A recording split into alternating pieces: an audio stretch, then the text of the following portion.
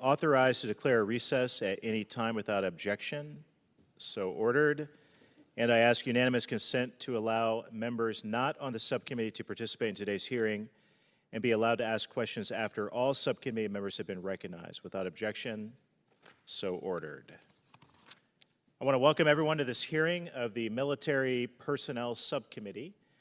Today's hearing is focused on diversity, equity, and inclusion and its impact on the Department of Defense and the Armed Services.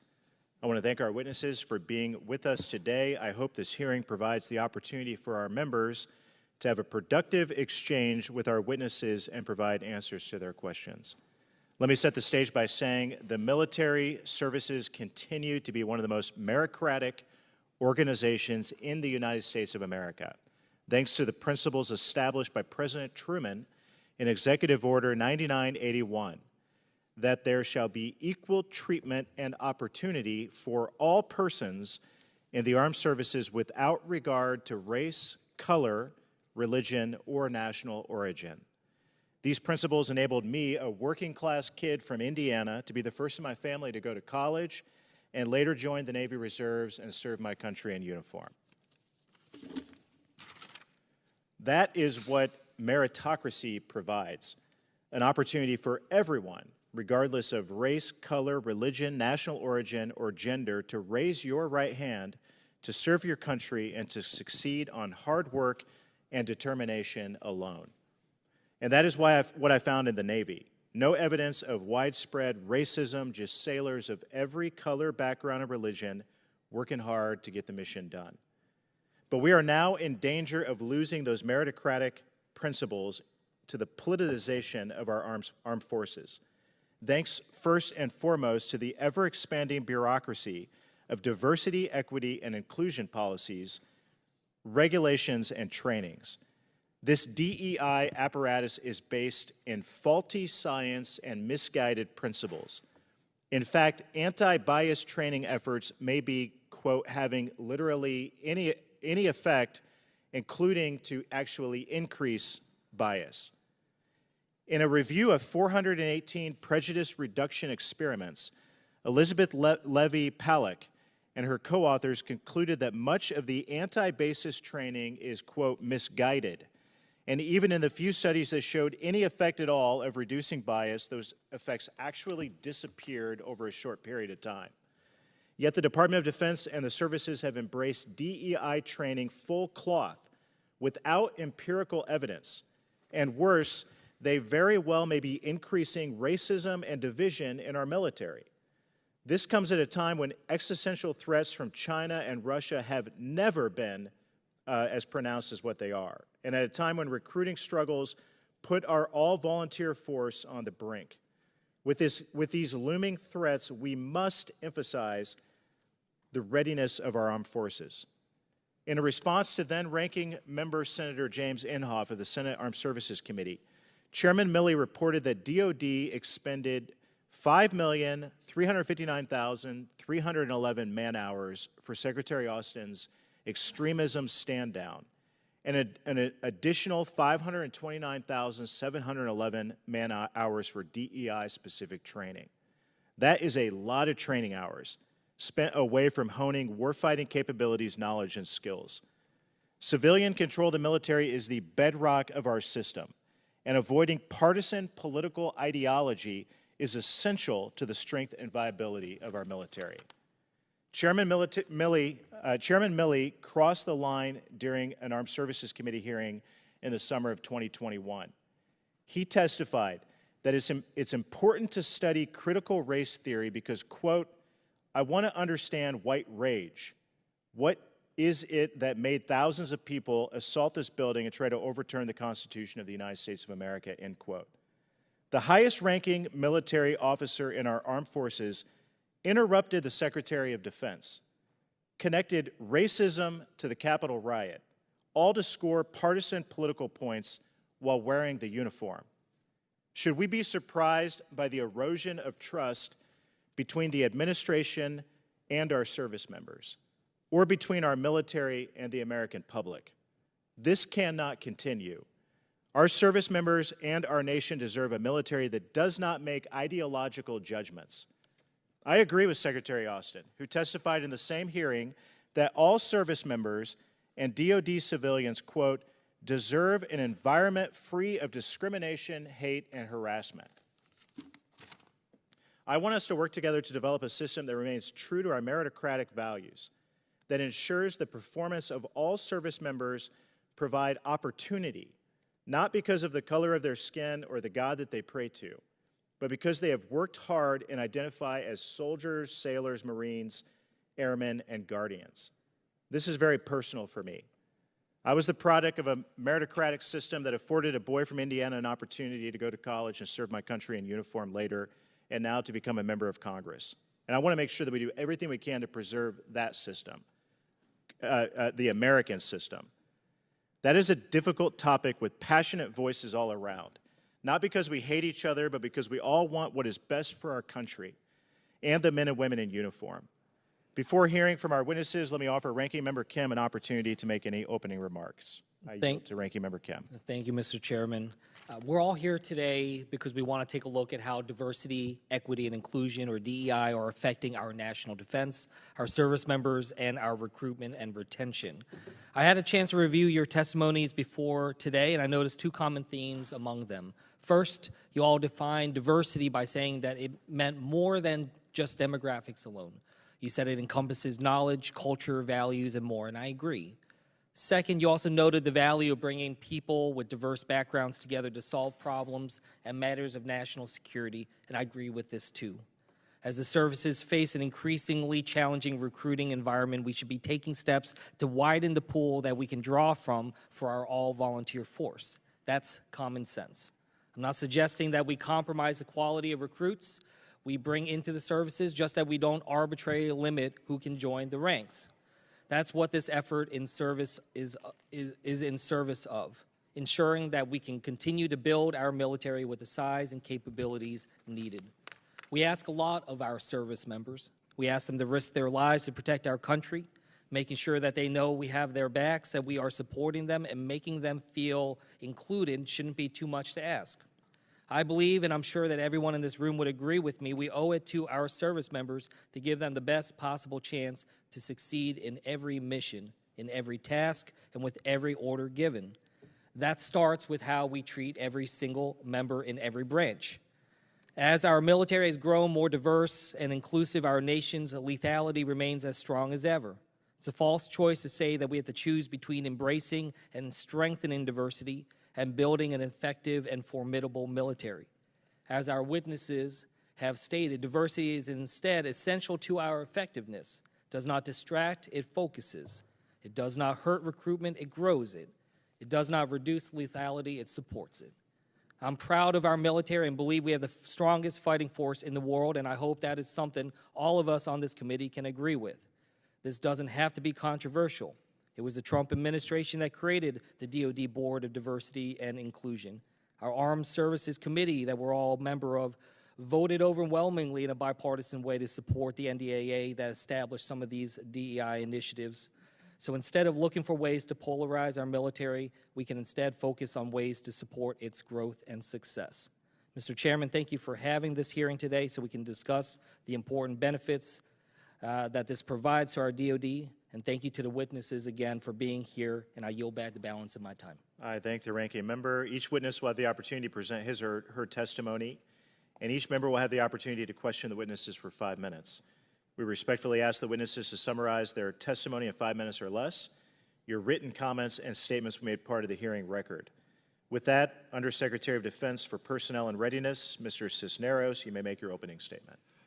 Chairman Banks, Ranking Member Kim, and members of the subcommittee, thank you for the opportunity to testify today to discuss the Department of Defense's greatest strength, our people. Current diversity, equity, inclusion, and accessibility efforts are fundamentally about supporting our people. Today's total force, the most lethal force the world has ever known, is a testament to the Department's decade-long leadership on equal opportunity. But the Department is not immune to bias and prejudices, which is why it remains a priority. The diversity of the U.S. Armed Forces is one of our greatest strengths. As the Chief Diversity and Inclusion Officer for the Department, It's my responsibility to ensure that we build and draw upon the strengths, talents, capabilities, and skill sets of all service members regardless of race, ethnicity, gender, geography, or diversity of thought. I help provide advice on policy, oversight, and coordination for these matters in working with the Secretary of Defense, the Secretaries of the military departments, and other leaders in this space. Diversity, equity, and inclusion are essential to unit cohesion and trust. A failure to leverage the strengths of our people, including failures to end discrimination, whether conscious or unconscious, undercuts unit cohesion necessary for forces to train and fight as one and to deter and defeat adversaries. Consequently, our DEI efforts are designed to address inappropriate actions that undercut our ability to generate cohesive units. Our efforts today are not new. Diversity and inclusion has been widely supported by bipartisan administrations for decades. 75 years ago, President Trump issued an executive order to racially desegregate the forces, and Congress took action to allow women to serve. In the summer of 2020, then Secretary of Defense Mark Esper directed immediate actions to address DEI opportunities across the department. He established the DoD Board of Diversity and Inclusion, which made comprehensive recommendations on recruitment, accessions, and means to retain and propel into leadership more diverse candidates and ideas to address climate and culture challenges that create barriers for minority members in the workplace. Congress has also been a strong partner in recent DEI efforts. The fiscal year 2021 NDA, which passed with bipartisan supermajorities, contained groundbreaking DEI provisions, which I am now diligently working to implement. These include creation of the DoD Chief Diversity Officer position. Additionally, requirements included creation of a diversity strategic plan and the incorporation of strategic goals related to diversity and inclusion in the armed forces within the National Defense Strategy. The Department has made progress in aspects of diversity, equity, and inclusion initiatives. For example, current demographics of enlisted service members reflect clear progress in a force more representative of our nation's total population. Recent initiatives to support a culture of equity, dignity, and respect include removing photographs and references to race, ethnicity, and gender from personal files and promotion and selection processes, enacting stronger protections against harassment and discrimination, training to detect and respond appropriately to bias, reviewing hairstyles and grooming policies, and training leaders on how to guide discussions on discrimination, prejudice, and bias. Yet other areas require continued efforts. The officer population is not as diverse as the enlisted force, and women are significantly underrepresented. Many factors contribute to the lack of diversity at our highest grades, but one thing is certain: we must maintain a strong pipeline of diverse candidates. By building a diverse cohort of young, talented, and driven service members, we hope to see their accession up the chain of command and eventually placement in the highest ranks of leadership based on merit. Recently, we implemented talent management sprints to test promising initiatives to remove barriers and increase their opportunity across the career life cycle.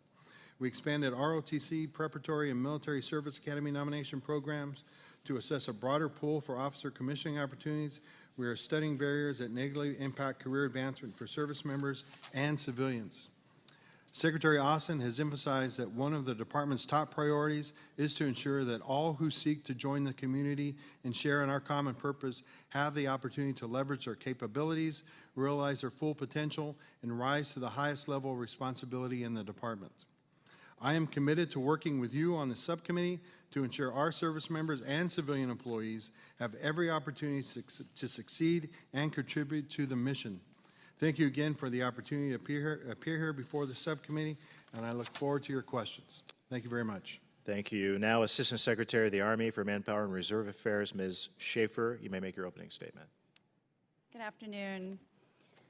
Chairman Banks, Ranking Member Kim, distinguished members of the subcommittee. Thank you for the opportunity to appear before you on behalf of the men and women of the United States Army. At the end of December 2022, the Senate confirmed me to be the Assistant Secretary of the Army for Manpower and Reserve Affairs, and I joined an amazing Army team that works tirelessly every day to improve the lives of our Army soldiers, civilians, and their families. I bring both deep and broad expertise to my current position, as well as a renewed emphasis on leveraging data and analysis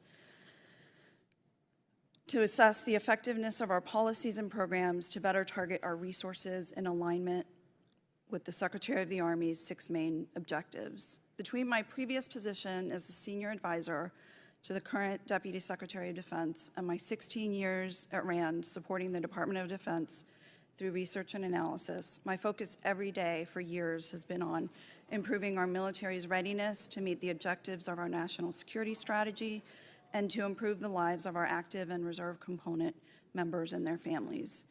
In my current role, these continue to be my focus in service of our soldiers, civilians, and their families. My 3 priorities are readiness, including quality of life and prevention of harmful behaviors, manning the Army of 2030, and the strategic modernization of our personnel policies, processes, and systems across the entire spectrum of our Army People strategy. Readiness ensures that we have the ability to project combat power whenever, wherever it is required. Manning the Army of 2030 requires not only the new weapons systems and doctrines to succeed in the future of warfare, but also the people who have the appropriate skills and competencies for tomorrow, not just today. Strategic modernization includes how we recruit and hire, how we grow, employ and manage our talent, and how we create a workplace culture that enables people to thrive and want to grow and expand their careers in the Army. The Army's mission remains unchanged: to fight and win our nation's wars. We do this with a trained and ready force, prepared to respond to the evolving threat landscape. There is no better investment to ensure the readiness of the Army than our people. Our people are our strength and our strategic advantage. We draw talent from every state and territory, building cohesive teams of people with infinite backgrounds, talents, and viewpoints they bring to the fight. Therefore, our #1 priority is people, our soldiers, our Army civilians, their families, and veterans who are soldiers for life. In 2019, the Army published the Army People Strategy, which describes a clear framework to acquire, develop, employ, and return the diversity of talent needed to achieve total Army readiness. The vision of this strategy is to build cohesive teams that capitalize on the positive and powerful aspects of Army culture, create people-focused commands and organizations that prevent harmful behaviors, and build trust across our formations. The nation we serve is becoming increasingly diverse, and the soldiers and Army civilians we recruit will reflect those trends. To keep our Army strong and accomplish the mission, we must attract, recruit, and retain people who embody the best of America, and we must offer them opportunities that allow them to fulfill their aspirations. A diverse and talented force of trained and cohesive teams is the most important indicator of our readiness.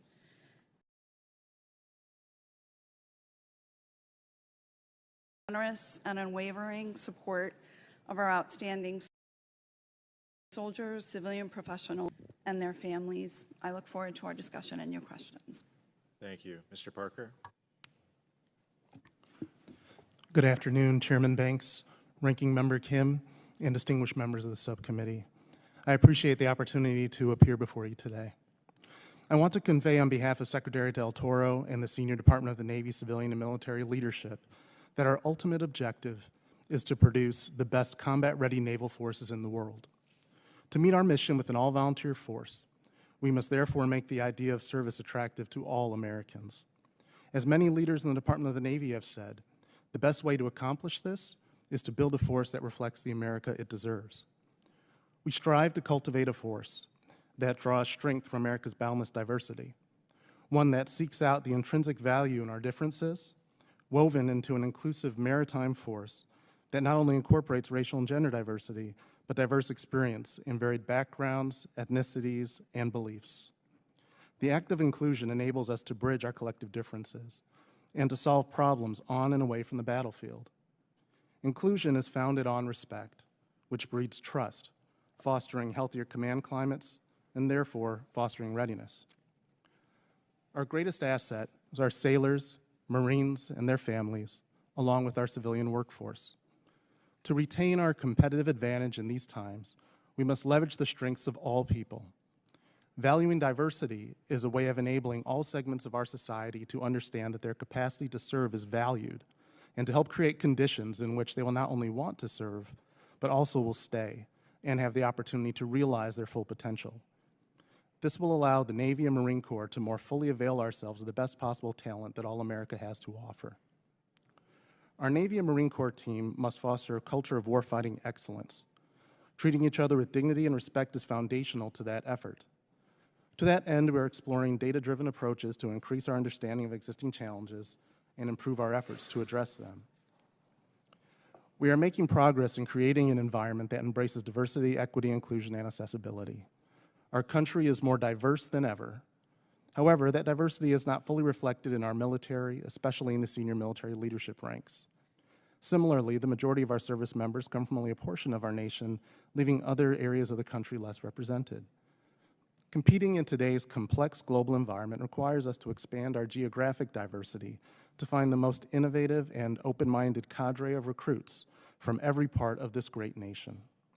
Harnessing a new generation of talent will best be accomplished by actively seeking to incorporate skilled individuals from all regions, backgrounds, and segments of society.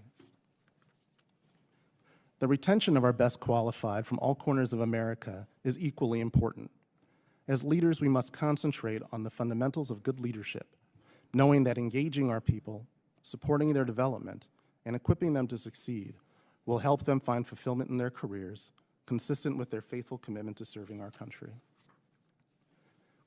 Our nation needs a strong, well-trained, and well-equipped Navy and Marine Corps to address the wide array of challenges and threats we face. To be a combat-ready force, we must leverage the strengths of our people. We are doing our utmost to build a force that draws from and therefore reflects our entire nation, thereby increasing our military readiness and maritime dominance by assessing the full range of our nation's talent. As we look forward to the future, we must not take for granted what makes our Navy and Marine Corps unparalleled and unmatched: the people, active duty, reserve, civilians, and their families who serve this country. I look forward to working with you to ensure that our efforts meaningfully and effectively support the well-being of our sailors, Marines, civilians, and their families, and that we always best position them to fulfill their vital roles in support of our national security interests. Thank you for the opportunity to appear today. I stand ready to answer your questions. Thank you, Mr. Wagner. Chairman Banks, Ranking Member Kim, distinguished members of this subcommittee, I'm proud to testify today about the Department of the Air Force's efforts to recruit and retain the most lethal, effective, and collaborative force possible. Dominant air and space power derives not only from our exquisite platforms, but from the dedicated and talented people that operate them. Intentional diversity and inclusion efforts allow us to tap into the full talents of the American people and then leverage those talents to defend the nation. Our diversity and inclusion initiatives are focused on talent acquisition and development and informed by science and business best practices, congressional mandates, data-focused policy reviews and assessments, and the lived experiences of airmen and guardians working together every single day. As the People's Republic of China seeks to increasingly compete with us in the air and space domains, I believe that having a cohesive, diverse team, including both race and gender, but also regional, cultural, and intellectual diversity, provides us real advantages on the battlefield of the future. But we're not only competing on the global stage, we're also in a race with the private sector for the same talent. That competition is as intense as ever, with record low unemployment and record high wage growth.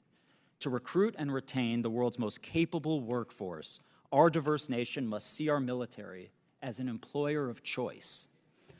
The challenging recruiting environment, combined with a growing lack of understanding of the military, has resulted in historically low youth propensity. We've got to expand our efforts among previously untapped markets of diverse talent. Anyone eligible to serve who meets our high standards and is courageous enough to say they'll support and defend the Constitution should be able to do so. And if we don't invest in growing propensity among women and the nation's fastest growing racial and ethnic groups, we risk the future of the all-volunteer force.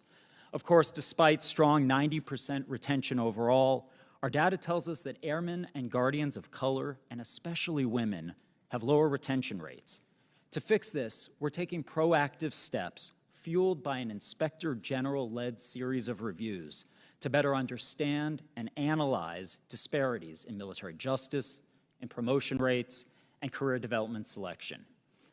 You know, you've all got my opening statement for the record, so I want to close by sharing a personal experience that influenced my appreciation for how diversity and inclusion drives better outcomes. In my last job, we planned to release a report on aerospace and defense in the year 2050, and I wanted to do it at South by Southwest, the nation's largest technology and innovation festival. To reach that type of educated, creative workforce at South by, we needed to compete for attention with consumer-facing brands that often spent millions to launch their products or TV shows. I thought we could get noticed by giving away cool swag alongside the report, and my idea was branded socks.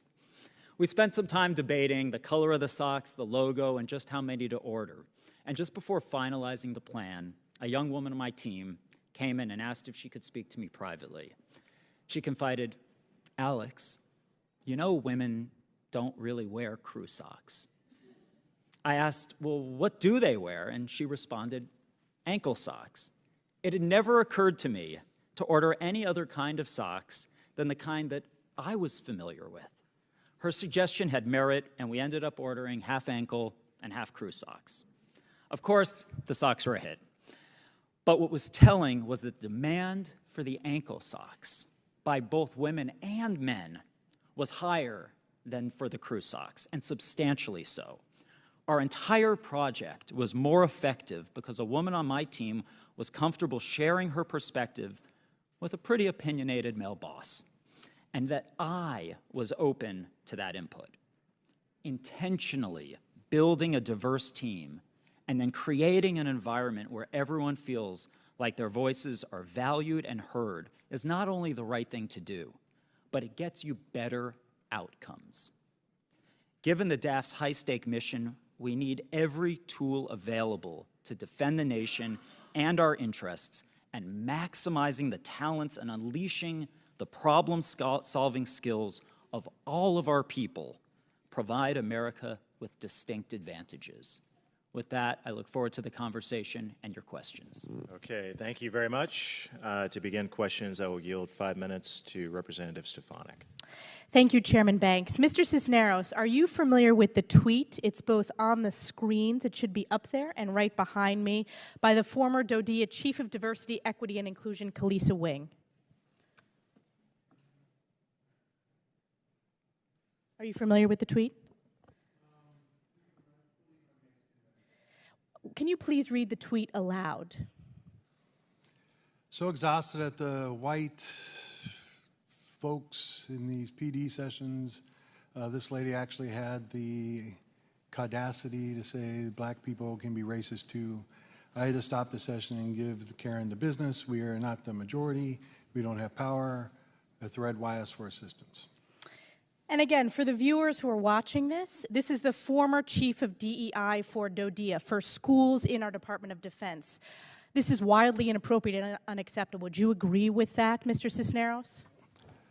I do agree that that is not acceptable. It's not condoned by, it's not something I would condone, and it's not condoned by DODEA or the Department of Defense. Well, when I raised this issue, in fact, I wrote a letter to the Department of September of last year and did not receive a response. It was only when I wrote a follow-up letter on November of last year, we did finally get a response in December stating the department was conducting an inquiry into this matter. Today, 6 months after that initial inquiry, you responded 3 hours prior to this hearing, which is a trend for Biden administration officials at the last minute scrambling before these hearings, claiming that you determined Ms. Wing was speaking, quote, in a personal capacity, and that her colleagues never heard her made similar comments at work. However, interestingly, in the letter, which I want to submit for the record, Without objection. it also states that she has been transferred as part of headquarters restructuring. She was reassigned to another position that does not include diversity, equity, and inclusion specific responsibilities. I have a feeling that has to do with the fact that we have shined light on this. But my question for you is, will you commit to making the review and the findings publicly available to Congress and to service members? Ma'am, you did get the letter today.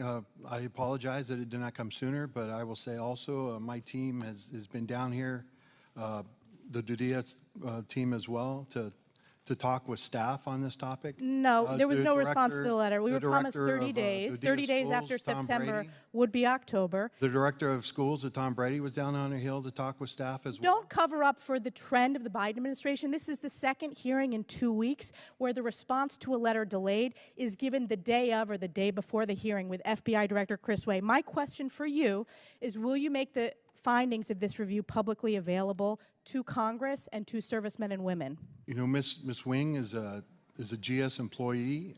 She's not a senior executive. There are restrictions that we have to follow, but we will look into the matter as far as to see what can be shared and what can't. Well, we're requesting that. My next question for you is, have you read Kalisa Wing's books titled, What is White Privilege? What does it mean to defund the police? What is the Black Lives Matter movement? Have you read those books? I have not read those books. Are you aware, however, that those books are in Dodia K-12 schools throughout the country? I do not know, I can't say with certainty, I do not know that they are in those libraries at all, or if they have been, or if they are now. Well, they are. Do you think that's appropriate? I don't know for a fact that they are. They are. I'm telling you they are. That's why I asked you the question. You should know. You're a DOD official. I'm informing you. You should know the answer that they are available. Well, And one reason you should know that is because in her own presentation as a DOD employee at a DODIA summit, she stated, quote, "My passion work is dismantling disparate discipline systems, and I am hugely passionate about dismantling the school-to-prison pipeline. I've written a book, Promises and Possibilities, Dismantling the School-to-Prison Pipeline. Shameless plug." That's her words, end quote. So while conducting her official duties as a DODIA employee, she advertised not only her personal social media accounts, which included this tweet, her personal websites, but she advertised her personal books. Are you aware that this is illegal for DOD employees to advertise and promote their personal books, that they will profit off of those sales? Again, this was a book that she wrote in a personal matter. It was on her personal tweet, I guess, from what I understand. No, it wasn't on a personal tweet. Saying? It was at a DOD summit. In her capacity presenting as a DOD official, she promoted her book, and in fact, she stated this is a shameless plug for her book. Is that illegal, and is that appropriate? I don't know who she was talking to or what the summer was. I'm not aware with that, but I can look into it and I'll get back to you. Well, you seem to not know a lot of what's happening in the department. You seem to be inappropriate. So my expectation is that we'll continue educating you on what's happening in the Biden administration Department of Defense, but this is absolutely unacceptable. We expect that report, and I will take it as a result that we delivered, making sure that she should have been fired completely, but she was at least moved somewhere else, not dealing with our kids' educational systems. Well, there are restrictions that, again, she's a GS employee. She's not a senior executive. The inquiry did find that, the tweets that she made or comments that she made were not in line with the Department of Defense or Dudia schools, but they were made on a personal basis. That was the result of the inquiry.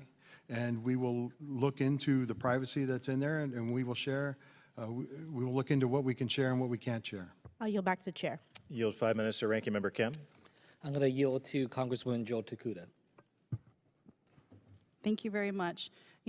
Taking a look at the testimony, I appreciate all of you being here today. We do see that there is an increase in AA and HPI recruitment. Hawaii, where I represent, is actually one of the hotspots historically for recruitment, where you have a significant number coming from our Asian American, Native Hawaiian, Pacific Islander communities. Now, according to the military's Workplace Equal Opportunity Survey from 2017, almost a quarter of Asian American servicemen reported racial or ethnic harassment or discrimination.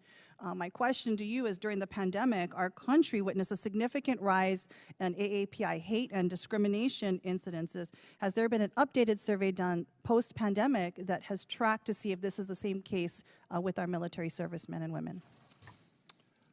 The discrimination that's been taking place amongst our AAPI community throughout the country because of the COVID pandemic was just unacceptable and very unfortunate. But I will tell you, I have not received, since I've been the Chief Diversity and Inclusion Officer, since I've been the Undersecretary for Personnel Readiness, I have not come across any cases within the Department of Defense where I've seen any cases of discrimination based on that.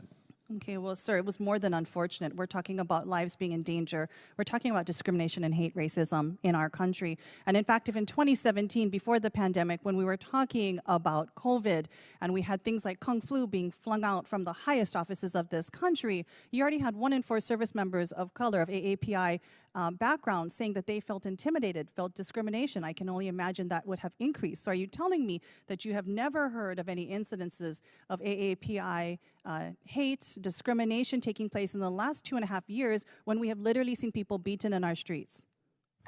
If you're talking in general across the United States, I'm yes, talking about I within have. the service, Within sir. the Department of the Military, I have not come across, or none have been open to me, where people have been discriminated or put in a situation to where they Clearly, you folks have kind of felt not updated the threatened. survey. I would humbly ask that if we did this survey in 2017 and we saw a trend where 1 in 4 members felt discrimination at this time, felt ethnic harassment, then I would guess that we should be doing a follow-up survey disaggregated by ethnicity so we can see across the board where is discrimination and harassment taking place? What are we doing to actually address this? I want to move on to my next question, still somewhat related. As we focus our attention now on strategic competition with China, combating anti-AA, NHPI hate, bias, discrimination, and xenophobia is not just going to be about protecting the civil rights of our people. It's also going to be a strategic imperative. Now, DEI initiatives help combat anti-AA, NHPI hate and discrimination and should be creating a welcoming and attractive environment that can draw the best talent and workforce to the department and enhance our competitive edge with China. We need people that have critical language and cultural understanding to meet the demands in this vastly diverse Indo-Pacific region, right on the edge of my district, and that includes China, because competition is not just about the assets and capabilities we can field, but also, more importantly, the strategies and doctrines we employ. To succeed in that requires the empathy to understand both the culture and the philosophy that define the way our strategic competitors think and perceive the world. It's hard to be able to do that and acquire that without strong AAPI representation in our military and especially in its senior leadership. We know that this works. One only has to look back to World War II. My grandfather was in the military intelligence service. Thanks to these brave men, we know for a fact that the war was shortened and lives were saved, and yet we also know that for these AA and HPI men, when they came home, many of them came home to racism, discrimination, hate. To the panel today, now as we look forward to having to engage critically with strategic competition with China, how are we going to learn from the mistakes of the past? And how are we going to better protect and foster a positive environment that will allow us to recruit and retain and take care of the civil rights of our AA and HPI servicemen and civilian personnel?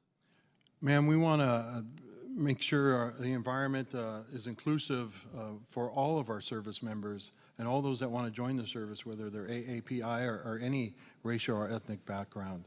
You know, my family's a melting pot. I have an aunt that's Chinese. I have cousins that are Chinese. One of my first department heads when I was in the U.S. Navy was Filipino. I had the pleasure of working with many of them throughout, was serving in the United States Navy and in the armed forces. Making sure that they're all treated fairly and everybody is treated fairly is a big thing, and we need to do better at recruiting them. I agree we need to do better, sir. My time's about to yield, and I appreciate, yes, I hope you treat every serviceman and woman like it was your family, your friend that you were taking a look in. I can tell you right now, if we have no data to even say whether or not they face discrimination, then we're not taking care of them like we would our own loved ones. Yield 5 minutes. Representative Gates. I would like to go back to the tweets of the racist person that works for you. What does caudacity mean? I have no idea, Congressman. You took 6 months to investigate one tweet. You didn't even figure out what the words meant? I didn't investigate the thing. She's a DOD. Well, you said in the Fox News article that you were going to take 30 days and investigate it, and it took you 6 months. In a 6-month investigation, you guys didn't learn what caudacity meant? I think you know. I think every person that's going to watch this exchange knows you know. She's trying to lash audaciousness with someone being Caucasian, isn't she? I have no idea, Congressman. Wow, what an investigation. When she says PD sessions... I will say I did not do the investigation. She is a GS employee that's employed by DODEA. Well, DODEA conducted the investigation. Gosh, the Pentagon told Fox News Digital that Gil Cisneros would provide a final decision in 30 days. So someone at the Pentagon is throwing your name out there as being responsible for this, and now it looks foolish that you're suggesting you don't know what that means. Well, I would say that hold on, that PD quote sessions. did not come from let's me, go and to I don't let's know go to who this, that Mr. came from. Cisneros. What's a PD session?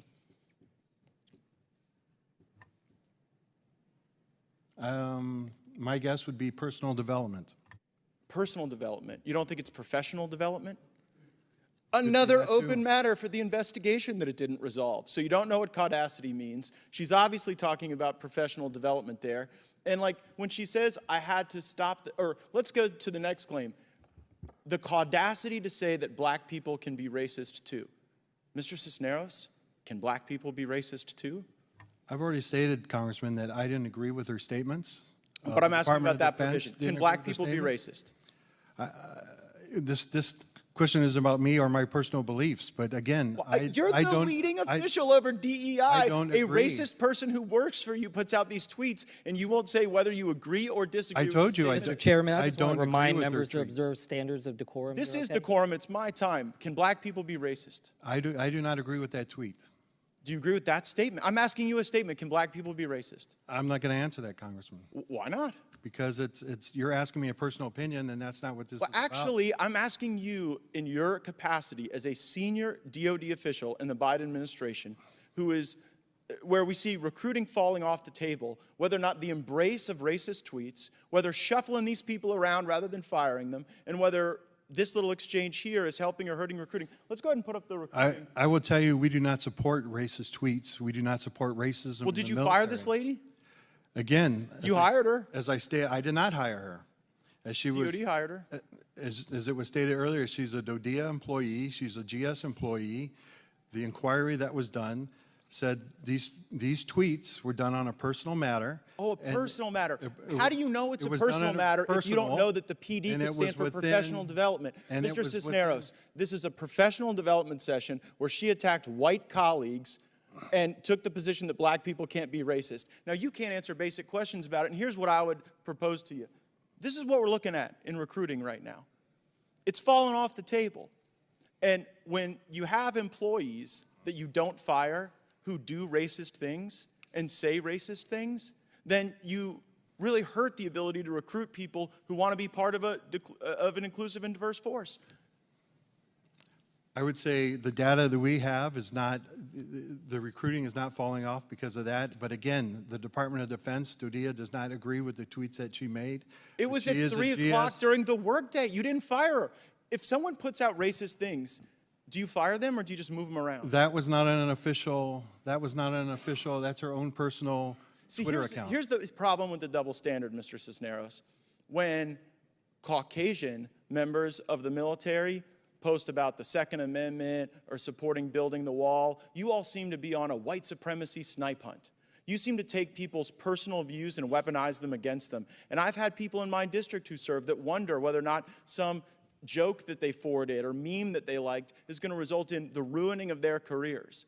But you have no such interest when it's a person like this. You delayed the investigation. Your own name was what DOD put out as conducting the investigation. You delayed it. This lady makes like $160,000 a year. Do you really think today the taxpayer should be paying this lady that amount of money? The investigation was not conducted by me. That was never. Well, why did the Pentagon say it was you? I don't know who the Pentagon in that said that, but I will tell you it was a misstatement. But and it was Mr. not true. Chairman, I seek the to enter. investigation was Well, I'll tell you conducted by what, I'll tell you DODEA what. because she's a DODEA employee. Well, if you just fired racist people, then maybe you wouldn't have to go through this. But, Mr. Chairman, I have a series of unanimous consent requests. Without objection. So first is Pentagon drags out decision after probe into woke diversity chief accused of anti-white people's tweets. The second is Wing selected as DODEA Chief of Diversity, Equity, and Inclusion, and that is from dodea.edu. The next is Everybody Can Be Racist. DOD Chief Diversity Educator defends tweets targeted toward white educators.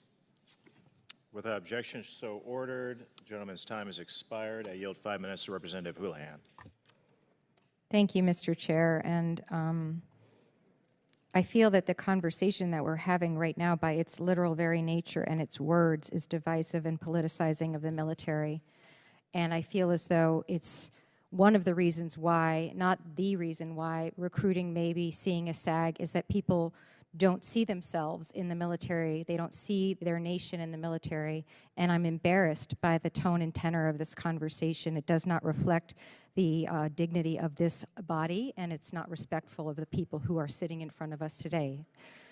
My questions do have to do with my own personal experience having served as a woman in the military in the late 80s and the early 90s, and about the progress that we're making with 51% of the population who really do have the interest and the will of serving are all volunteer military, but we have some work to do in this area, and so I'd like to ask you some questions about that. The ceiling on the percentage of women allowed to serve in the military was repealed in 1967.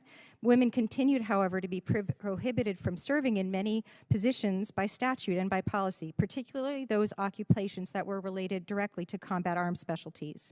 In 1993, all laws prohibiting females from serving in any occupation were repealed. However, by policy, women were still excluded from serving in units or occupations involving in direct combat. It took another 22 years until December of 2015 for all combat jobs to be open to women with no waivers and with no exceptions.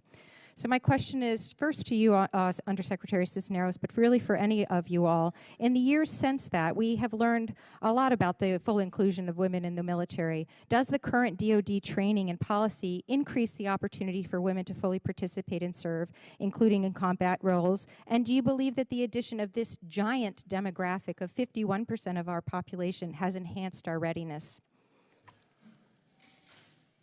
Representative Houlihan, to answer your question right there at the last one first is yes. They do enhance our readiness, and I think women are an integral part of our military service today that serve in the military. They're nearly 20% of the force. We know that in order to improve and to increase our force, that we need to be more inclusive of women joining the force, and we know that we need to do a better job of ensuring that they stay around so that they can move up the ranks. And if there's a way, given that you gave me the exact statistic that I hold as well, which is that women do make up about 20% of the officer corps right now, but they are unfortunately less than 10% of our highest leadership positions. And here is likely why. My argument would be to you and to this committee here that a true meritocracy is not possible right now. And as much as I value a meritocracy, as many of us do, it is not possible when the military personnel system does not typically allow for lateral entry, and therefore the average general or flag officer has been in service for about 30 years, which means that females who have been in the service for about 40 years do not likely have the qualifications or the ability to be able to be considered for these promotions because of these restrictions that existed while they were rising through the ranks.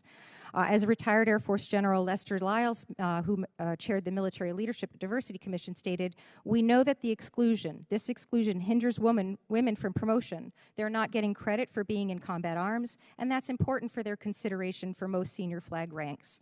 So with my remaining minute and a half, Mr. Cisneros, can you talk about why, given in this context, focusing on retention of female service members is indeed important and critical to fulfill the service's goals of promoting a diverse and inclusive leadership policy, as is outlined by the DoD?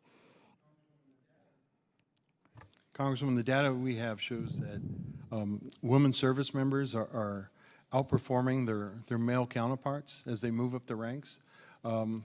But what we're also seeing is that they leave more often than their male counterparts do. That is something that we found out when we conducted the sprints that we did last year. This is something that we need to continue to work on to solve. I think Secretary Austin has done a tremendous job of searching out and finding those qualified individuals. We have 4 within the Department of Defense, our Transcom commander, our SOCOM commander, our vice CNO are all 4-star, GOFOs, general officers, flag officers. The commandant of the Coast Guard is a woman as well. But I by no means would tell you that we can't do better. We need to do better, and I am committed to you that we will do better. Thank you. I know that there's so much more that I have to ask, and I have no time left. I yield back, and thank you, Mr. Chair. Thank you. Yield 5 minutes to General Bergman. Good afternoon, all. the title of this hearing, Diversity, Equity, and Inclusion, Impact to the Department of Defense and the Armed Services. Bottom line is readiness. Are we ready to fight? There's only one reason for the military, and that's to protect and defend our citizens and our country. Other than that, we don't need one. So, I'd like to cut, this is going to be real easy. This is going to be not even multiple choice. It's going to be, the answers are going to be positive or negative, okay? And what I'd like to do is, here's the basic question. Does DEI affect, and I'm going to read things here, and we're going to start with you, Mr. Cisneros, and say positively or negatively. For example, does DEI, as it exists today in the Department of Defense, affect recruiting, positive or negative? Positive. Positive. Positive.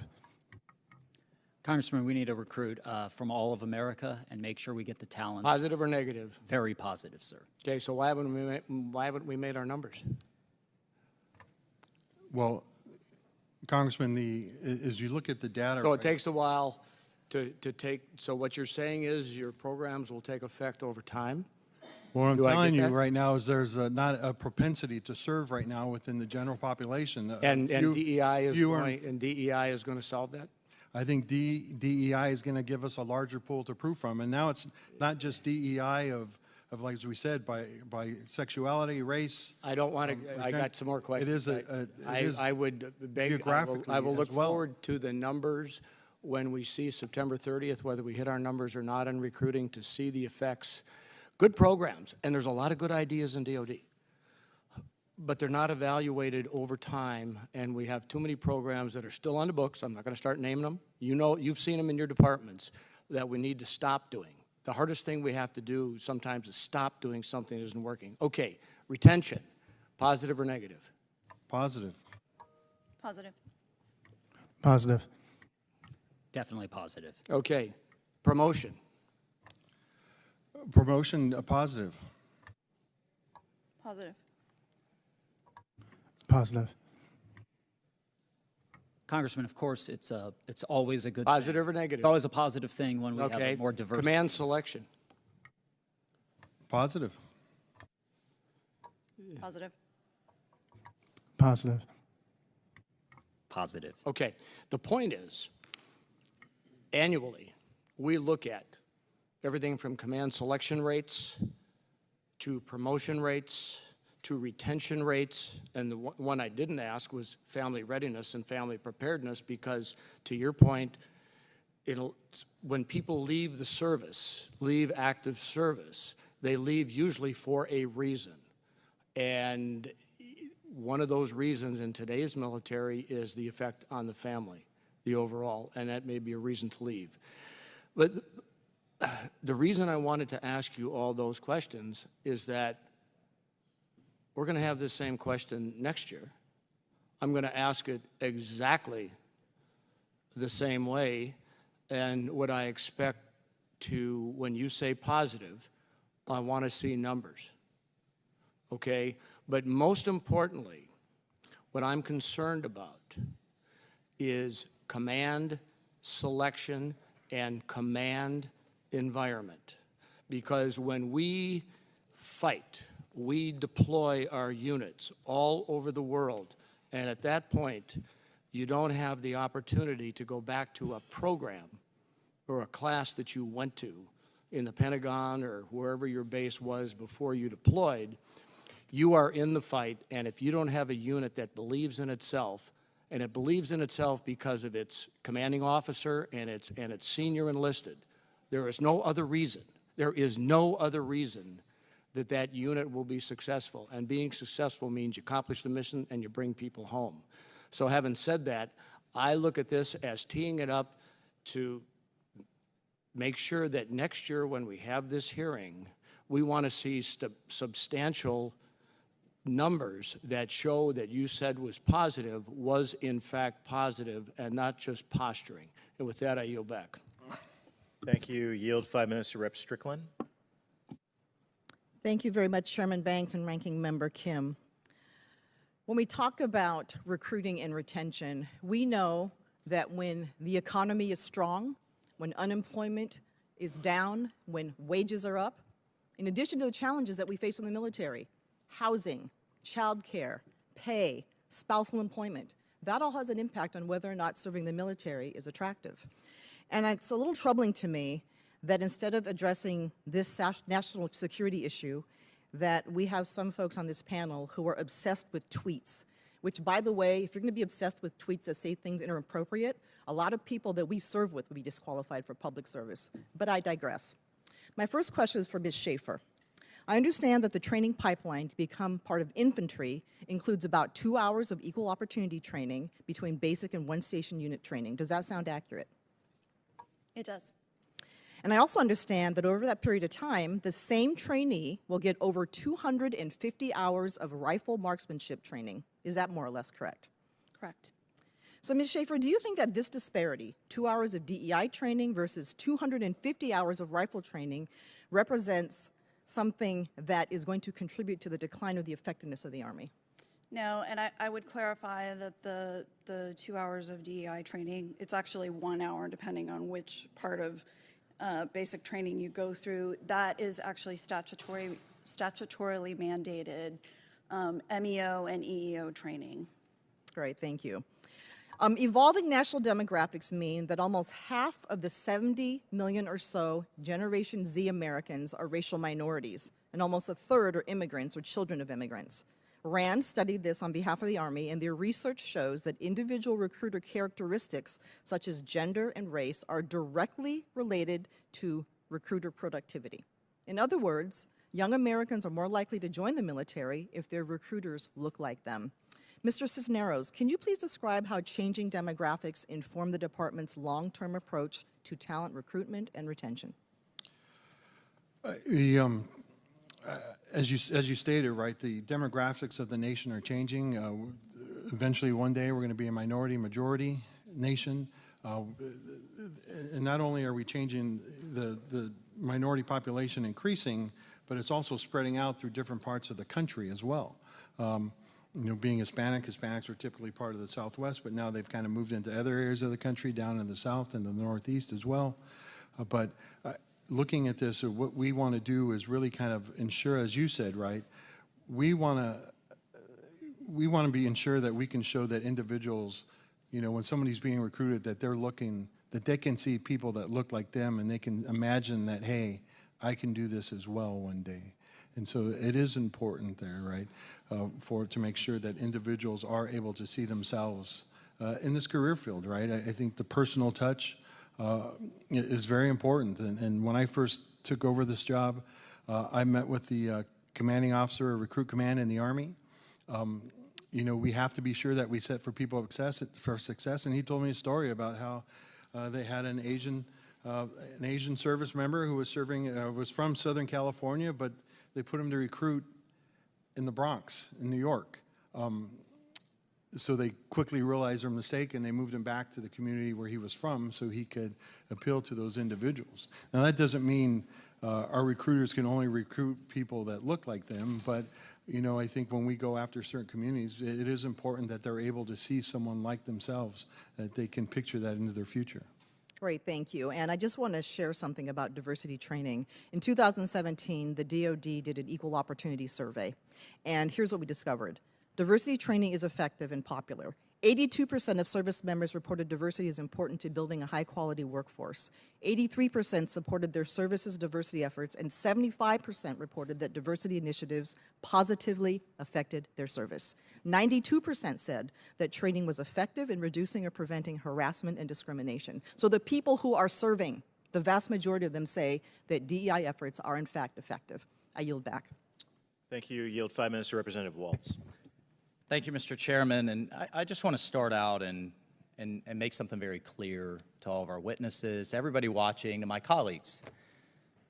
We would not be having these conversations if we did not consistently, certainly, well, I'll say from my perspective, if I did not consistently have soldiers, cadets, family members, and their extended networks incredibly upset, disturbed, offended, and bringing us things like how to understand your whiteness and white rage, a lecture taught at West Point, taught by a woman who said the Republican Party today, not years ago, not in history as part of a history class, today is a party of white supremacy, that white people are outraged by the advancement of black people. A lecturer at the United States Military Academy. And I can go on, and Mr. Chairman, I'll enter all of these into the record. Orientation training at the U.S. Air Force Academy. Recommending to brand new impressionable cadets, don't say mom and dad, say parent, don't say boyfriend, girlfriend, say partner, don't say colorblind. I mean, we can go down the list. So I guess my point is, and to my colleagues as well, this isn't coming from us. I think deep down a lot of people think that Republican lawmakers are making this stuff up just to score political points. I would have no idea about any of it unless I had whole binders full that cadets and soldiers were bringing to us. So what you need to ask yourselves, and I said the same thing to your enlisted leaders across the services, why aren't they coming to your chain of command? I said this to the Air Force Academy superintendent. Why didn't they feel comfortable coming to him or his chain of command?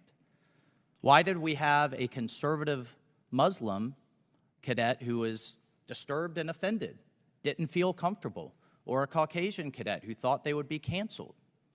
You need to ask yourselves this as we deal with this recruiting crisis, and I ask you to pull those filters back and maybe look at kind of the other side of this equation. So we had the first African-American Secretary of Defense order a service-wide, entire department, 2.5 million members, stand down over extremism in the ranks.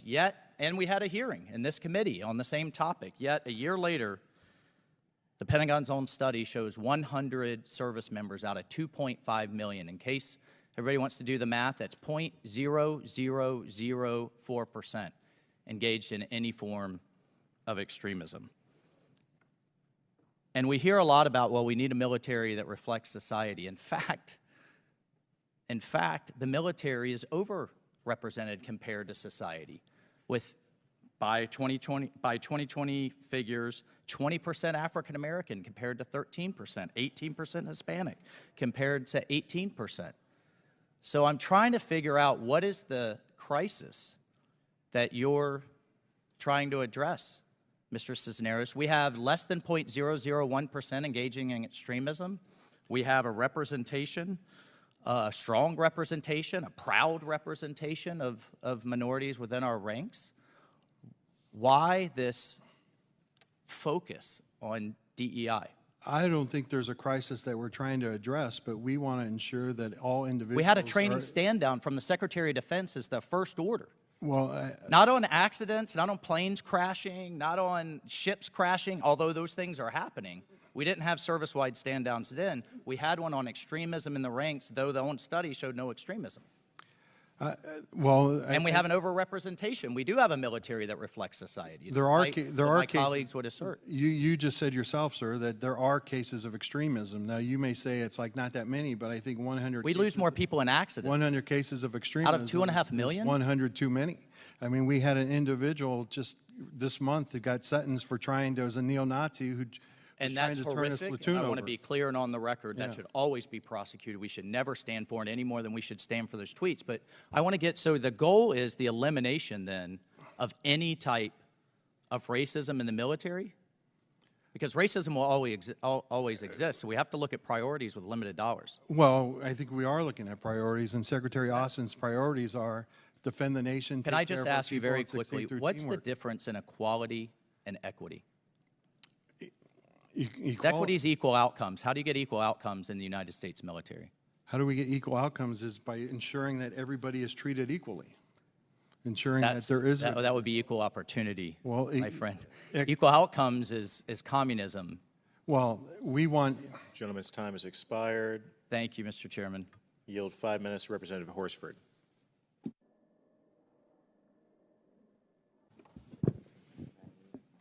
Representative Takuda.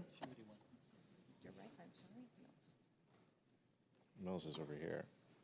He's next. So Representative Davis, 5 minutes. There we go. Thanks so much, Mr. Chair, and to the witnesses that are here today. I want to direct my first question to Mr. Cisneros. In my district, the 1st Congressional District, there are many rural communities. Recently, school administrators have shared with me their concerns about the criteria for maintaining JROTC instructors. In rural areas in North Carolina, there's clearly student interest in JROTC programs, participating and engaging. However, we're experiencing challenges recruiting instructors. So what are your thoughts on how we can engage in rural communities? Congressman, you know, the JROTC programs are programs that have wide bipartisan support. I believe here on the Hill, they have the support of the Department of Defense. You know, they are community programs that are used to engage, you know, individuals that are in high school. So they're very popular programs. Schools like them as well. You know, we want to do what we can to make sure that these programs succeed, and also, you know, hopefully with the support of Congress, we can expand these programs into other areas as well. Are you familiar with any barriers, in particular in rural communities, that we may currently face to actually keep JROTC programs active? I'm not familiar with any particular program that may be facing difficulties with keeping it active in a rural community. But again, I think we're more than happy to work with your office to kind of find out any solutions or hear about any issues that you may be experiencing in your district. Thank you, and I look forward to that. I want to direct my question to Mr. Wagner and then come back to Mrs. Cisneros on this question as well. I'm actually a proud former assistant professor of aerospace studies at Detachment 600, served as the Commandant of Cadets at the time, and at East Carolina University. I'm so proud to represent Elizabeth City State University, which is an HBCU. The university, they've made significant investments in their aviation program, and they are getting great results to get interest amongst students and so forth in the community. They're also interested in activating the Air Force ROTC program. I understand there's one HBCU in the nation, that's actually viable. And my question to you is, how do you recommend or suggest that we cultivate and utilize HBCUs, especially those who are actually motivating students towards aviation and space? Congressman, I'm very familiar with that college. When I was at the Aerospace Industries Association, we developed a partnership with leadership to cultivate students at Elizabeth City. And one of the things and the challenges that we've seen is that we need a better partnership with the American people, but also through their elected representatives, to get the word out for what we're doing to encourage ROTC, but specifically at HBCUs. You know, the Air Force has a program where if you are a freshman in an HBCU, you meet our 2.5 minimum GPA, you meet our medical accession standards, and you can pass our PT test, you can get a full scholarship for the next 3 years, including a $10,000 housing allowance. But let me ask this question. When we're talking one in the nation that's deemed viable, and I believe between Host and Crosstown, about 15, what are we doing to cultivate the relationship, and especially when we see areas that are motivating students towards aviation and space? Our viability matrix involves a number of graduates who are able to commission. So I think it begins with finding a better way to raise the visibility of careers in the Air Force and Space Force, helping people understand what the military is, reducing that familiarity gap. And then I think we'll be able to partner aggressively to figure out better ways to attract and then assess more officers, particularly given all the things we're doing with HBCUs. Mr. Chair, could Mrs. Cisneros give a brief response? Thank you. We definitely support, our partnerships and relationships at our HBCUs with amongst all the services and OSD. Just earlier this year, the Secretary was down at Howard, where the Air Force partnered with Howard University and a number of HBCUs to create a URIC that is going to help fund $90 million of research for HBCUs, led by Howard University. That's going to really help raise the level of research and development that's done at those universities and help hopefully raise them up to R1 status.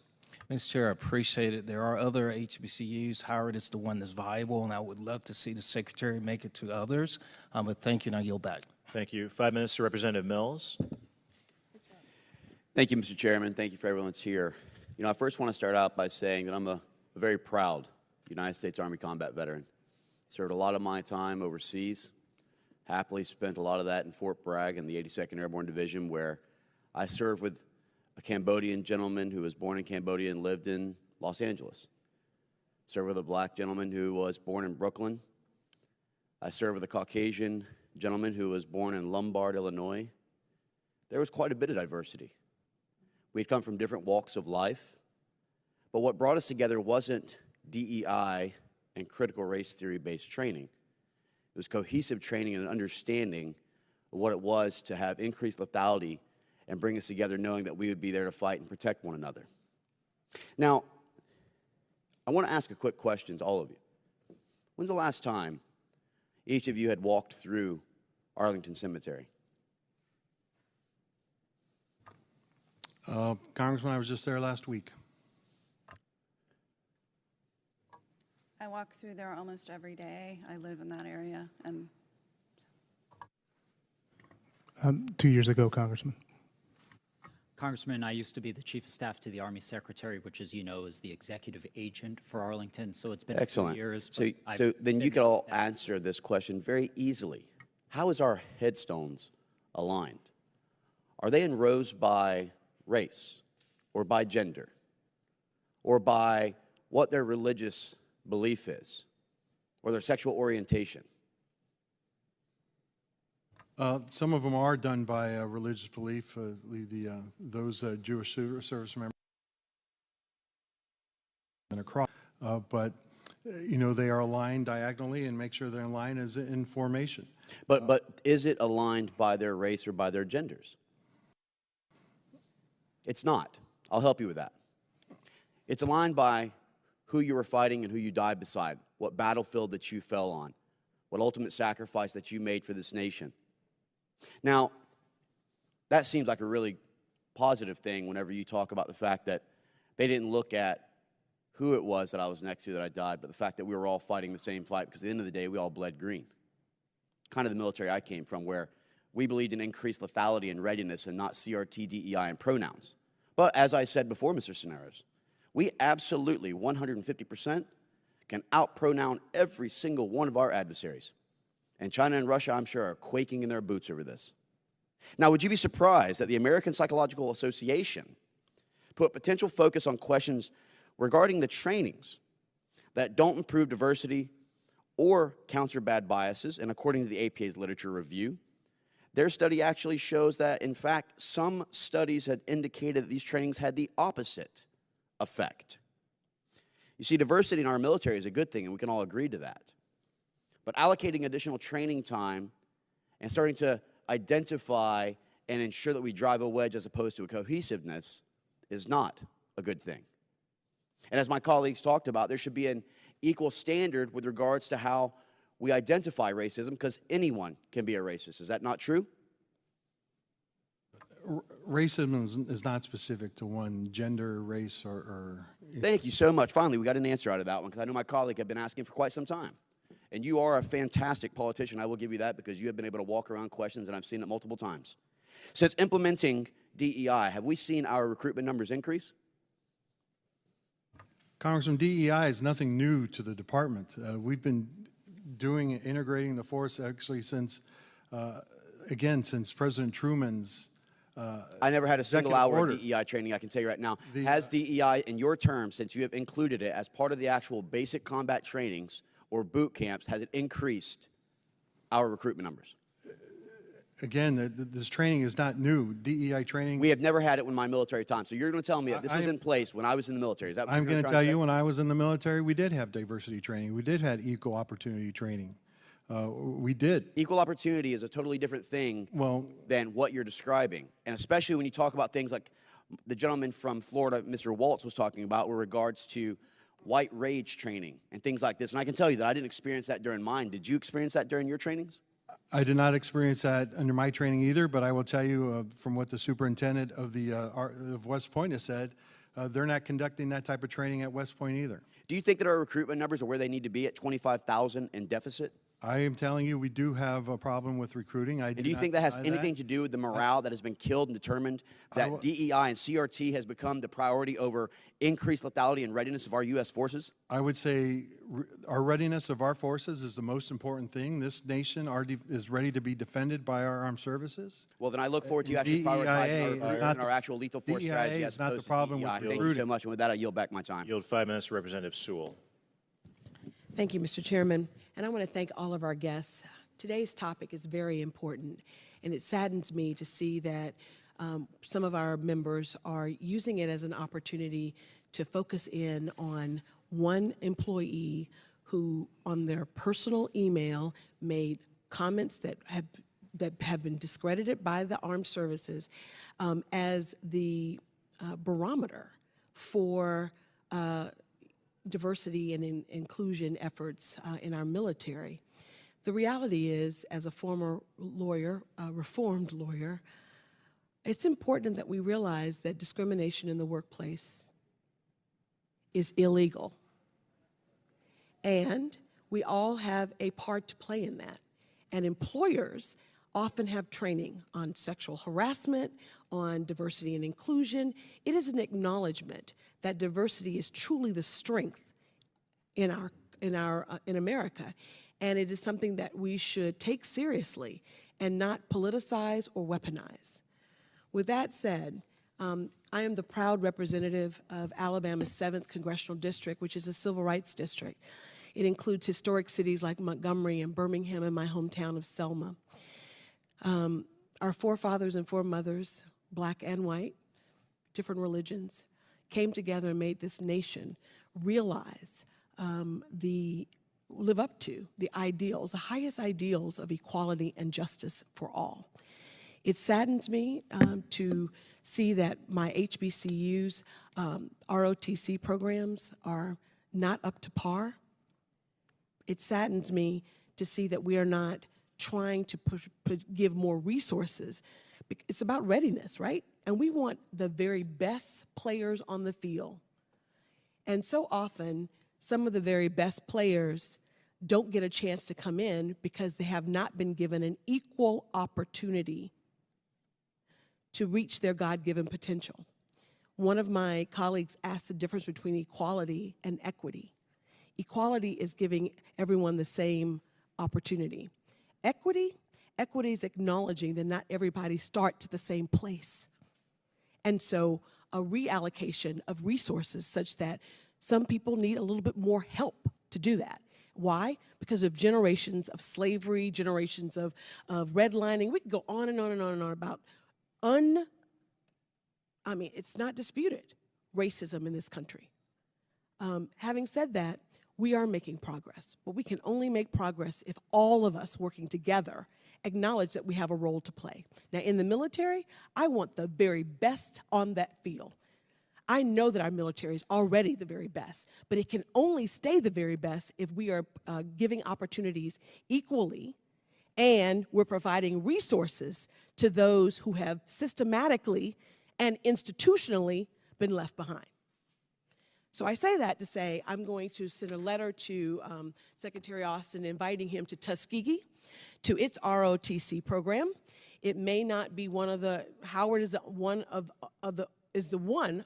15 ROTC and HBCUs that passes the test. And yet we have smart, capable, able young men and young women in our ROTC programs across this nation in HBCUs. It is a ready-made source of talent. It just is. Okay, having said that, my question is to you, Alex, Mr. Wagner. Can you talk a little bit about the rapid, America's rapid demographic shifts that are occurring right now? Do you agree with me that this is a serious readiness issue if we're not being inclusive in acknowledgement that there are demographic shifts and we're falling behind in the military in recruiting, retaining, and promoting? I do, Congresswoman, and I'd also add that we need to keep pace with America's rapid demographic changes, not only in our enlisted corps, but also in our officer corps. And the Air Force last summer put in place aggressive goals for our applicant pool based on gender and racial and ethnic classifications in order to target resources and to target priority at expanding the pool so we can keep pace with America's changing demographics. And I'd like to say in closing that you have to see it to believe it. You can be told that you have the opportunity, but unless you see it, touch it, feel it, which is why having Secretary Austin, a four-star general, come to Tuskegee will show a commitment and a level of commitment from this military that HBCUs matter and that people of color matter, and we want to touch it, feel it, see it, to really believe that we can achieve it. Thank you. Gentlewoman's time has expired. Yield 5 minutes to Representative Alford. Thank you, Mr. Chairman. Thank you, Ranking Member Kim, and our distinguished witnesses for being here today. Appreciate it. Considering the threats posed by China and other adversaries, I think these woke programs are really detracting from our readiness. I think we've talked about this before. Since January of 21, the military has spent 529,771 man-hours on diversity, equity, inclusion training, almost $500 million on contract support and administrative costs. Meanwhile, China is getting ready to invade Taiwan. We've got to be focusing on our adversaries and not our pronouns and not DEI. Americans trust in our military, but it's declining rapidly. We're facing a recruitment crisis, as you know. Only 9% of America's youth are even interested. I've got a question I want all of you to answer, if you would, please. We'll start with you, Mr. Cisneros. Does our strength in our military lie in our diversity or our commonality? First, Congressman, let me tell you. Can you just answer the question? I'm sorry. I don't have much time. I know we're all tired. We're hungry. To answer the question there. Does it lie in our diversity or our commonality? Well, let me say that. Does it lie in our diversity or commonality? Our armed services is ready to defend this nation. Sir. They are ready to fight. Mr. Cisneros, does our strength of a military lie in our commonality or diversity? I believe diversity does add a strength to our military. Ms. Schaefer. Diversity or commonality? Diversity. Mr. Parker? Congressman, I believe both. Both. So I you're going believe to have both. it both ways, diversity and commonality. I believe both. Mr. Wagner? Congressman, not only do I not believe they're mutually exclusive, I believe they're mutually reinforcing. Look, I didn't serve in the military. This man did. Our strength is our unity and purpose. It's the pride in our nation. That's what's lacking. That's why young people are not interested in being in the military. Does the enemy, does a future Chinese soldier holding a gun, or a Russian or an Iranian with their target trained on an American, do they care what color he or she is? Is that a question? Yes. It's a yes or no question. I don't know what the Chinese soldier thinks, but I do know that the people. Would you imagine that the Chinese government has discriminated against people because of their race, their ethnicity, and because of their religion, and that's not. Do you think a Russian soldier is more apt to kill someone on the battle lines that they have a racial bias against? Is that what you're telling me? What I'm telling you is because of diversity, we want to ensure that people are able to serve in our military with respect and dignity. Ms. Schaefer, does the enemy care who's pointing a gun or a missile at the enemy what gender he or she is? Again, I can't speak to the Chinese soldiers. How about you, Mr. Parker? Does the enemy care what pronoun we are using when he or she is pointing a weapon at us, ready to kill us? I cannot speak to the mindset and the hypothetical. Well, what would you think? Does it even factor in? You know, I would think in that situation, the adversary would be looking at the other adversary. I tell you what, you know, this is a troubling time in America. And I know our freshman class all had a resolved purpose to give up everything they have to be here, to do something to help save America. And this DEI is not helping save America. It's helping divide America. And when my friend Corey here talks about Arlington National Cemetery and going down and seeing all those white gravestones, unless you know that person, you don't walk over there to that gravestone and you don't know what color that person is that lies in that coffin. We don't need to just be colorblind. We need to walk with unity of purpose, with fortitude and strength, that we live in the greatest nation ever. And I don't care what color you are, I don't care where you're from, I don't care what pronoun you use. We are in this together, and we better get it right. Gentleman's time has expired. Yield 5 minutes to Representative Escobar. Well, good afternoon to our panelists. I want to thank you all for your service to our nation and for your testimony here today. I have to tell you, I'm just a little stunned by how this hearing has gone. I'm beginning my third term in Congress, and for the last 2 terms, I have served on the House Armed Services Committee, and I have specifically selected this subcommittee because I care about our service members. I want to make sure that we are doing everything possible to give our service members the kind of quality of life that they need, the kind of training and support, and that we care for their families as well. I never in my wildest dreams would have thought that the important work of this subcommittee would devolve in this way, what we've seen here today. And frankly, it's really embarrassing, and it is a little depressing. And just for some background, I heard and I did not want to believe that this subcommittee would essentially be allowed to be deeply politicized for the purposes of performative politics, but that the military personnel subcommittee work that needs to be done would then be relegated to a panel. So this would be the woke subcommittee, and the real work would happen through a panel to address quality of life issues. What a waste of resources, time, and energy when we have so much important work to do. And the important work that we have to do really is on behalf of these service members. I know all of you have heard about the second death of a service member, a Latina at Fort Hood, Private Basaldua Ruiz. And her family has come forward to express concerns around sexual harassment that she had dealt with in a way that is not dissimilar to what Vanessa Guillen, another Latina service member at Fort Hood, who died while in service, had to endure.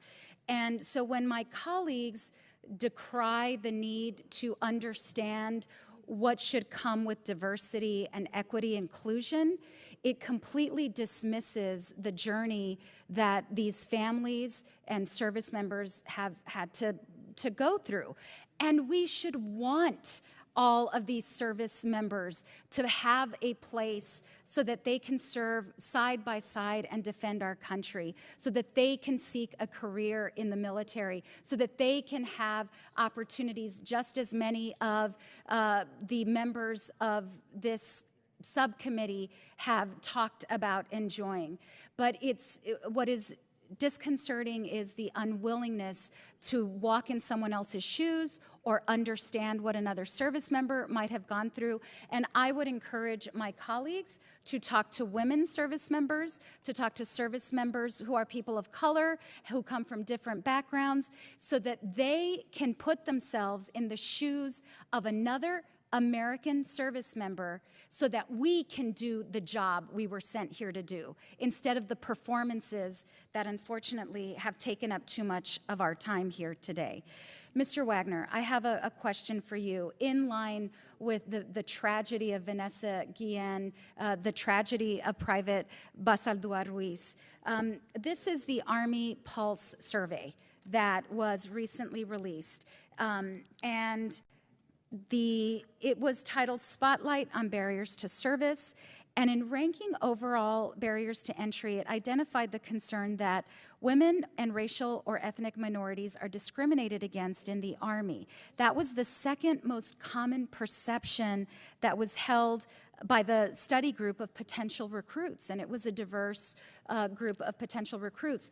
And if we are saying we want recruitment numbers to go up, we have to acknowledge that we want a broad pool, as Mr. Cisneros mentioned. So could you tell us, how does this perception harm the ability to recruit service members, especially in the very communities of color that we need to increase our outreach with? Congresswoman, I'll defer on the specifics of the Army study to my colleague, Secretary Schaefer, but what I will say is that the Department of the Air Force is laser focused on making sure that service members, where there are disparities in military justice, in education benefits, and command selection, in promotions, up and down the chain, we are looking for where there are disparities. We had our Inspector General in 2020 conduct a comprehensive investigation. We followed it up in 2021 with an additional investigation. Each of those IG investigations produced a series of recommendations identifying the disparities, and we're currently undergoing a data-driven process in order to figure out where those disparities exist and put against those disparities key elements to mitigate them. Gentlewoman's time has expired. I yield 5 minutes to myself. Secretary Cisneros, how do you eliminate political bias or partisan politics from DEI training? Congressman, thanks for the question, but when we do DEI training, we don't emphasize any type of politics, right? Again, for us, it's about ensuring that people are treated with respect and dignity. Do you have discussions among your team about how to eliminate partisan politics and ideology from DEI training? Does that discussion ever occur? Have you ever had that discussion with your team? We haven't had that discussion because that's not what we emphasize, or that's not what we're talking about. When we're talking about DEIA, it's ensuring that individuals are able to serve. Just for the record, I want to make this very clear. You've never had a discussion about how to prevent political ideology from entering into DEI training. That's never happened on your watch. You're saying it's not necessary, it's not needed. I'm asking you if it's ever occurred, and you're saying no. I'm telling you our focus on DEI training is about ensuring that individuals... Yes or no, has there ever been a discussion among your team on how to eliminate political ideology from creeping into DEI training? I will say my team has never had a discussion with me about how to eliminate politics. So, yes or no? Has the discussion ever occurred? I'd say they have not. Okay. Secretary, are you aware of any promotions that have ever been made in the military, at least on your watch, that have ever been based on race or gender? Does that ever occur? Does race or gender ever factor into a promotion? No, Congressman, I would say that our race it does not factor in. Promotions are made on merit. So you're not aware of any case where that's ever any promotion of a uniformed member of our armed services Since has I have ever been. since I've been a member of the Department of Defense, serving in the position Under Secretary of Personnel Readiness, nobody has ever brought that up to me that somebody was promoted solely on their race rather than the So merit. for the record, for each of you, and starting with you, Secretary Cisneros, will you personally commit to opposing any effort to promote or recruit service members based on their race or gender? Can you commit to that, at least commit to that personally today? To not recruit, I believe we need a diverse pool. I believe it's important for us to recruit members that are You that won't are commit to diverse. opposing efforts to promote or recruit service members based on their race or their gender? I believe it's important to recruit a force that looks like America, and I believe that we need to recruit in the Hispanic community, we need to recruit in the Black African American community, we need to recruit in the AAPI community, and we need to recruit in the white community. Okay, what about Secretary Schaefer? Will you personally commit to opposing any effort to promote or recruit service members based on their race or gender?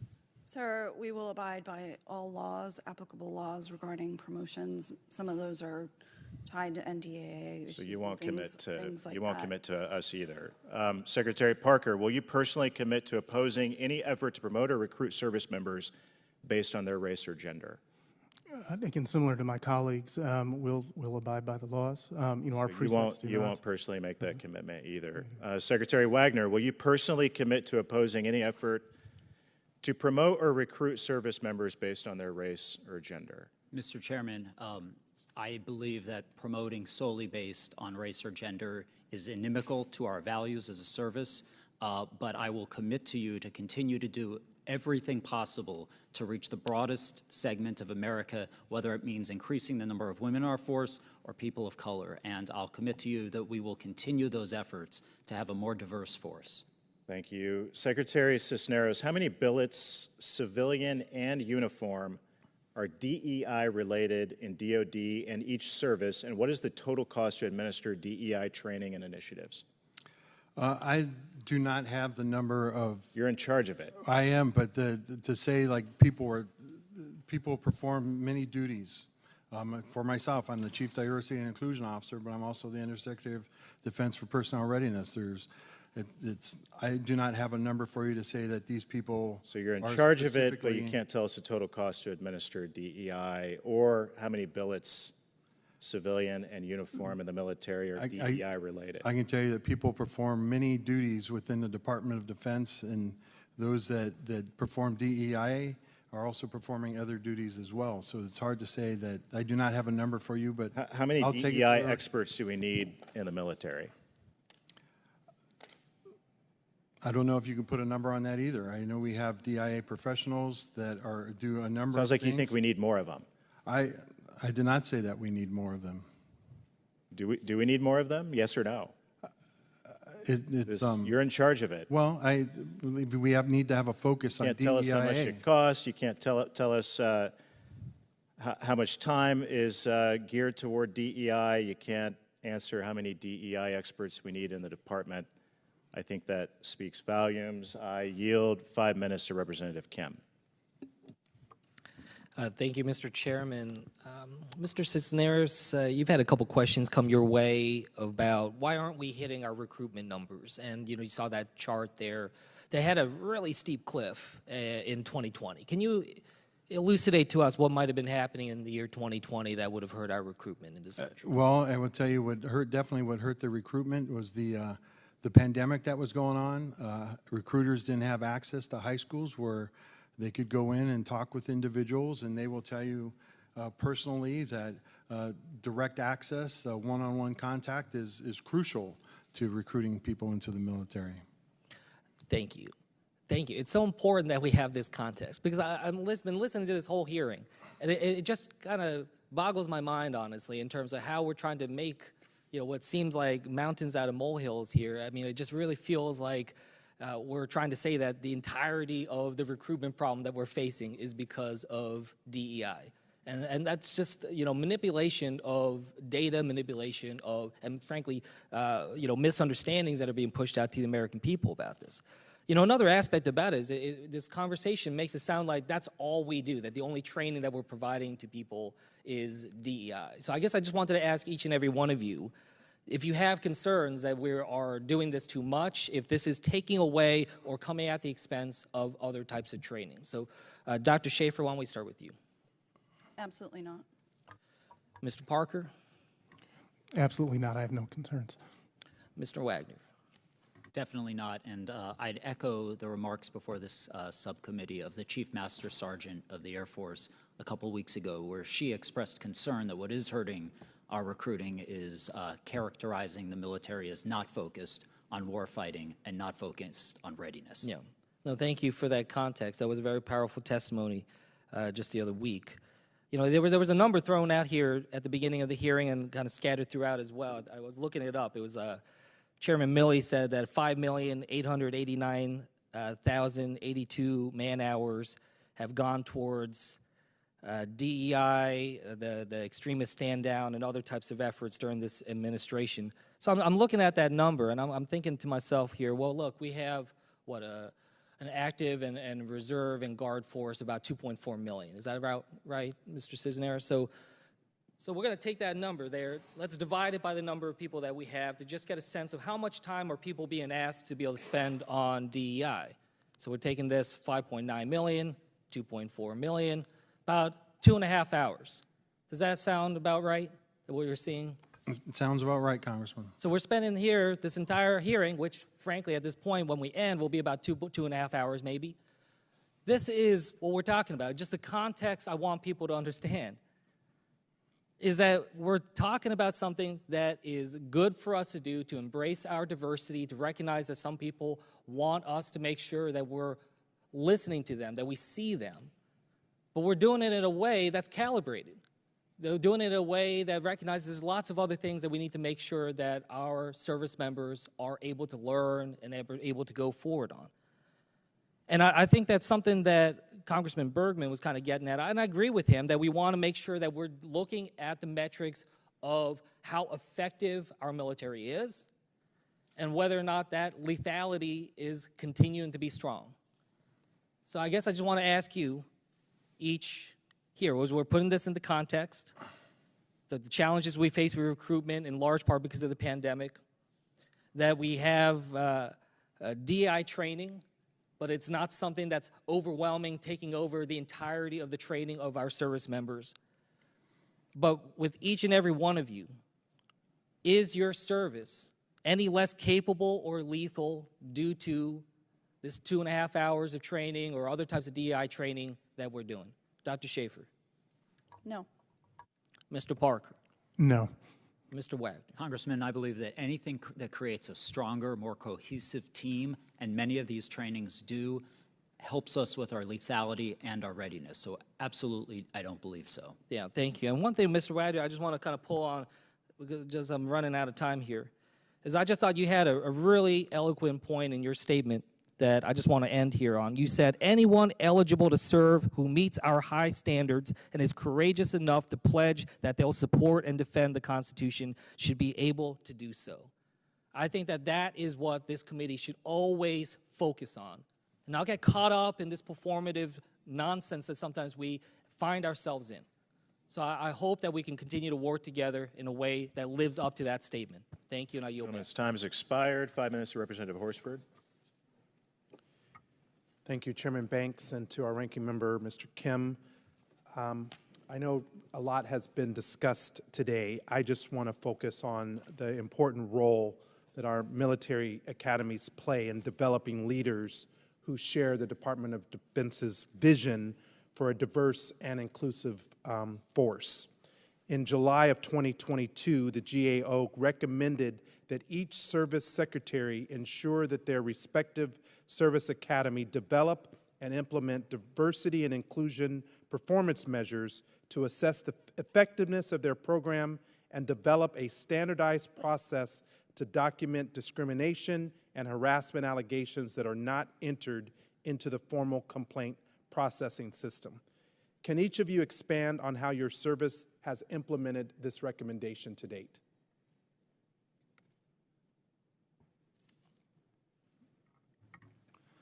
Congressman, with respect to the Department of the Navy, the Naval Academy is putting performance measures in place.